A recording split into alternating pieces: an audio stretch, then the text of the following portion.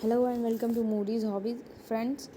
आज हम ब्लिस के असाइनमेंट पेपर की बात करने वाले हैं। ब्लिस का एग्ज़ाम भी जल्दी होने वाला है एंड असाइनमेंट भी इसीलिए रिलीज़ कर दिए गए हैं। इसी मंथ से आपकी ब्लिस की काउंसलिंग क्लासेस भी चल रहे होंगे। 1 अगस्त से स्टार्ट हो चुके हैं। यहाँ पे देखिए ये थर्ड पॉइंट जो है असाइनमेंट क्वेश्चन सेशन, यहाँ से हमने थर्ड पॉइंट को टच किया और ये पेपर हमारा अपेयर हुआ। इस पे डिफरेंट क्लासेस के डिफरेंट असाइनमेंट की बात की गई है। आप यहाँ से अपनी क्लासेस चेक कर लेना।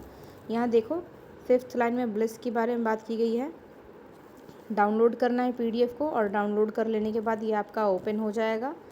तो आप भी इसी तरीके से डाउनलोड कर लेना। ये मैंने इस पीडीएफ को डाउनलोड कर लिया और डाउनलोड करने के बाद ये पीडीएफ 2 पेजेस में है। ठीक है, आपकी जितनी भी क्वेरीज होंगी कि क्या करना है, असाइनमेंट पहली बार लिख रहे हैं, लिफाफे का यूज़ कैसे करेंगे, कब देना है, सारी डिटेल्स इसमें लिखी हुई हैं।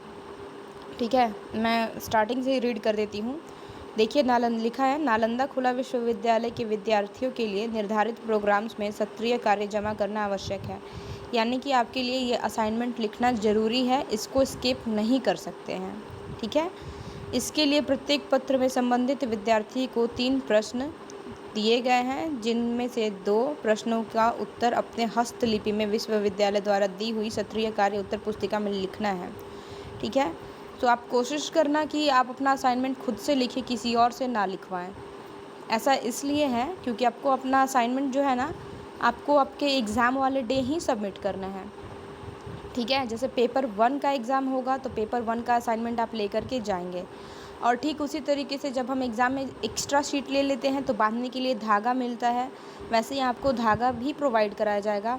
आपने अभी जो एग्ज़ाम में लिखा है उसके साथ ही आपको अपने असाइनमेंट वाली कॉपी वहाँ पे लगा करके धागे से बांध करके देनी है।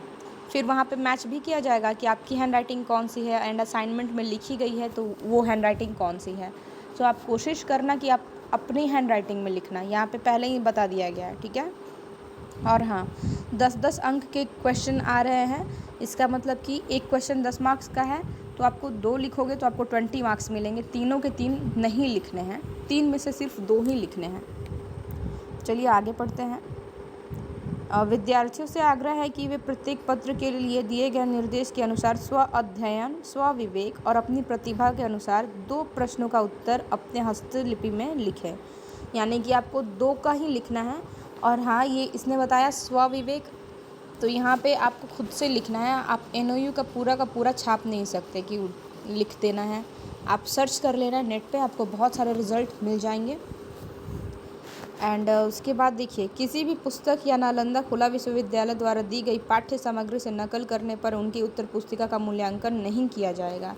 यही बात मैं आपसे कह रही थी कि अगर हम लोग सेम टू सेम कंटेंट लिख देते हैं वहाँ पे तो आपके मार्क्स नहीं दिए जाएंगे, उनका मूल्यांकन नहीं किया जाएगा, चेक नहीं किया जाएगा। साथ ही नियमानुसार विश्वविद्यालय उनके विरुद्ध अलग से भी सख्त कार्यवाही कर सकेगा।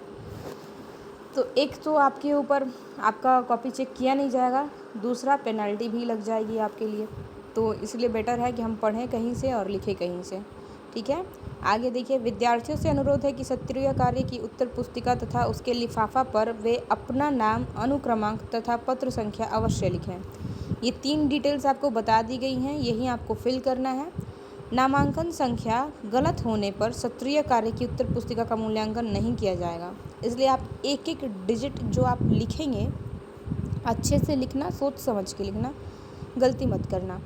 प्रत्येक पत्र के सत्रीय कार्य को अलग अलग लिफाफों में डालकर सील कर दें और सील बंद लिफाफा को वे संबंधित पत्र की लिखित परीक्षा के दिन अपने साथ परीक्षा केंद्र पर लेते आएँ। ठीक है, तो इस लाइन में ये बताया गया है कि आपका जो पेपर जिस दिन होगा आपको सिर्फ वहीं पेपर का असाइनमेंट लेकर के आना है।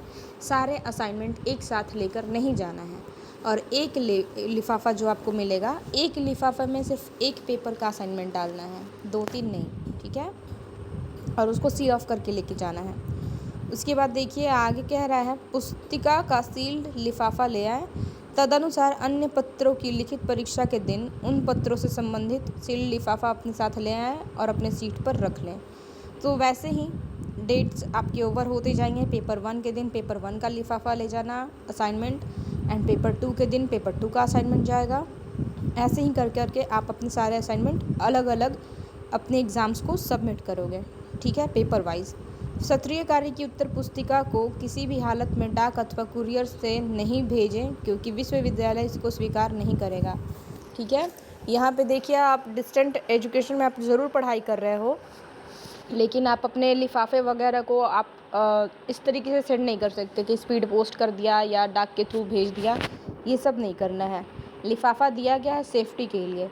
और एक और बात मैं आपको बता दूं, वो सील ऑफ करने के लिए इसीलिए कहा जा रहा है कि पूरे एग्ज़ाम में वो लिफाफा आपके साथ रहेगा, ठीक है। लेकिन आपको उस असाइनमेंट से कुछ आप देख के नकल करके नहीं लिख सकते हो, वो अलाउड नहीं है, इसीलिए सील्ड ऑफ ही मंगवाया जा रहा है। जब आप मान लीजिए कि आपका पेपर 1 का एग्ज़ाम ओवर होने वाला है, तो लास्ट के जो 10 मिनट बचेंगे, जब आप क्विक रिकैप करोगे कि मैंने क्या लिखा है, क्या नहीं, क्या छूट रहा है, जब आप ये देखोगे, उस टाइम आपको थ्रेड प्रोवाइड कराया जाएगा और कहा जाएगा लास्ट के 10 मिनट्स में आपको वो अपना असाइनमेंट लिफाफे से निकाल करके अपने ओरिजिनल कॉपी के साथ बांध देनी है और बांध के सबमिट करना है।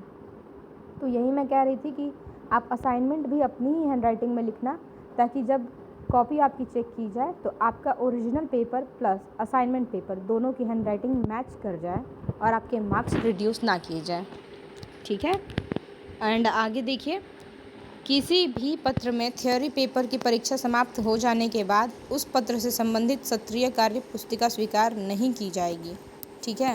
मान लीजिए कि आज आपका पेपर 1 है और आज अपना असाइनमेंट ले जाना आप भूल गए या छूट गया या कुछ हो गया, तो आप अलग से अगर आप चाहोगे कि सबमिट कर दें तो वो नहीं होगा। और ये लास्ट लाइन प्लीज़ इस पे ध्यान रखना, जिस दिन पेपर है उस दिन अपना असाइनमेंट ज़रूर लेकर जाना। एक ही क्वेश्चन लिखा है तो एक ही लेकर के जाना, लेकिन ले जाना।